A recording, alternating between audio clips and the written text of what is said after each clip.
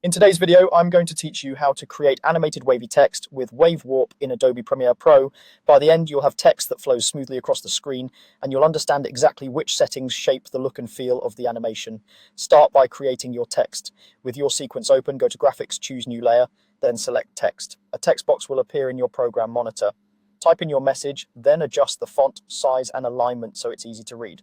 Keep the styling simple at this stage. You can always tweak the design after you've dialed in the motion. Next, apply the wave warp effect. Open the effects panel by going to Window and selecting Effects. If it isn't visible, in the search bar, type wave warp. Drag the effect onto your text layer in the timeline. You'll see it added in the Effect Controls panel, which is where we'll shape the animation. Now let's adjust the settings in Effect Controls. Start with Wave Type. Scene is smooth and organic, great for a gentle water-like motion. Square creates choppier, blocky waves that feel more digital or retro. Pick the vibe you want. Move to Wave Height, which controls how tall the wave appears. Smaller values keep your text readable and subtle.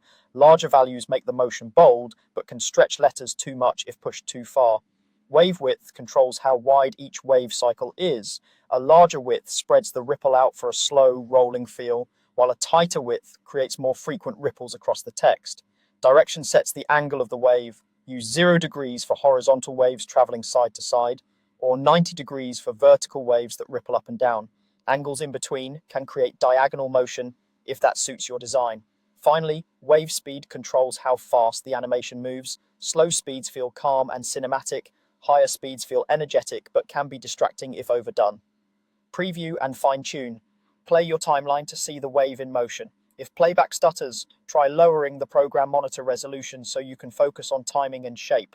Adjust the height for readability, the width for spacing, and the speed for mood until it feels natural. Watch how the text behaves at the start and end of your shot to ensure a smooth loop or a clean